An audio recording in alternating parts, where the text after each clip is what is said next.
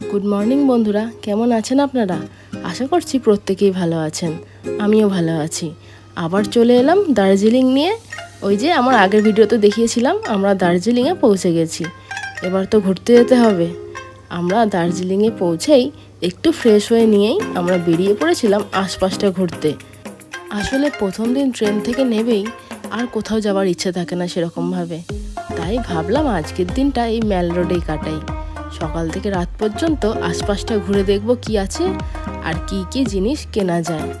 কোথাও ঘুরতে যাওয়া মানে সেখানকার কিছু জিনিস তো কিনতেই হবে। আজকে টিফিনটা আমরা রুমেই করেছি।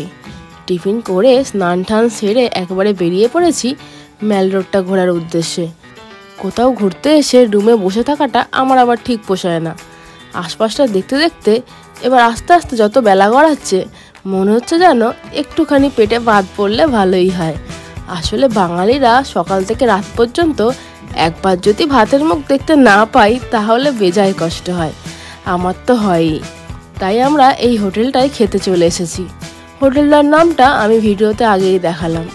আপনারা যারা প্রথমবার এখানে আসছেন তারা কিন্তু অবশ্যই এই জায়গাটা ট্রাই করতে পারেন। বিশেষ করে বাঙালি খাবার এখানে কিন্তু খুবই ভালো। মনেই হবে না আপনি আপনার ঘর ছাড়া অন্য কোথাও খাচ্ছেন। খাবার দাবারের কোয়ান্টিটি অ্যান্ড কোয়ালিটি দুটোই দারুণ। আর যা মারাত্মক ভিড় থাকে এখানে, বেশি দেরি করলে আবার লাইন দিয়ে দাঁড়িয়ে থাকতে হবে। দুপুরে আমরা খাওয়া দাওয়ার পর্বটা সেরে নিয়েই চলে এসেছি আবার ম্যাল রোডে। এখন কিন্তু এখানটা একটু ফাঁকা ফাঁকাই লাগছে, তবে যত বেলা গড়াচ্ছে তত যেন লোকজনের ভিড়ভাড়টা আরও বাড়ছে। একটা কথা আমার বলতেই হয়, এখানকার মানুষজন কিন্তু খুবই ভালো। যেমন কথাবার্তা তেমন খুব হেল্পফুল। এই যে রোদটা দেখছেন, বেশ ভালো লাগছে কিন্তু আমাদের এখানে হলে তো দাঁড়ানোই যেত না। আর চারপাশে যা মনোরম দৃশ্য, এগুলো সব যেন উপরি পাওনা। ওয়েদার আর দৃশ্য দুটোই যেন মানিয়ে গেছে। দারুণ লাগছিল, কিন্তু মনে হচ্ছিল না এখান থেকে উঠে অন্য কোথাও যাই। কিন্তু ঘুরতে যখন এসেছি ঘুরতে তো হবেই, আর এখানে টাইম নষ্ট করলে তো চলবে না। তাই ভাবলাম পাশে একটা মহাকাল মন্দির আছে, সেখানে যাই। তবে এত সিঁড়ি দেখে প্রথমে মাথায় হাত দিলেও ভাবলাম না, এই সিঁড়িগুলো উঠে মহাকাল মন্দির যেতেই হবে। মন্দিরে যাওয়ার আগেই এই ঘন্টাটা পড়ে, তাই গৌরববাবু একটু ঘন্টা বাজিয়ে গায়ের শক্তিটা বাড়িয়ে নিল। এরপর তো অনেকটা হাঁটতে হবে। এই রাস্তাটা অনেকটা হলেও কিন্তু তেমন কষ্ট মনে হচ্ছিল না। ওই যে মহাকাল মন্দিরে কি আছে দেখব, এই যে একটা উত্তেজনা ছিল, আর তার মাঝে এই রাস্তাটা বেশ ভালো লাগলো আমার। যদিও রাস্তা ছিল, তবে সেটা একটু ঘোর হয়ে যেত। তাই ভাবলাম একটু শর্টকাট করা যাক। সেটা কিন্তু মন্দ হলো না, ভালোই লাগলো। ফটোটা দেখে আপনারা নিশ্চয়ই বুঝতে পারছেন। তো চলুন আমরা আস্তে আস্তে হাঁটতে হাঁটতে চলে এলাম মহাকাল মন্দিরে। কি সুন্দর লাগছে দেখুন দৃশ্যটা। এখান থেকে আর ফিরে যাই মনেই হচ্ছে না। এইখানে একান্তে বসে নিজের সাথে কিছুটা সময় কাটাতে কিন্তু বেশ ভালো লাগবে। আমি যদি একা থাকতাম তাহলে তো এখানে বসে চুপচাপ নিজের সাথে টাইম কাটাতাম, কিন্তু যে আমাদের পুচকেগুলো ছিল, ওদেরকে তো ঘোরাতেই হবে। সেই কারণে আমাকেও ঘুরতে হলো।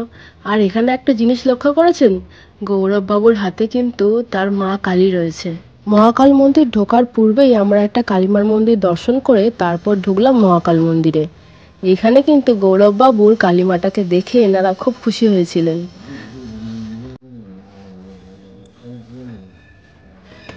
এনাদের মন্ত্রের ভাষাটা আমি সেরকম বুঝতে না পারলেও আমার খুব ভালো লাগলো।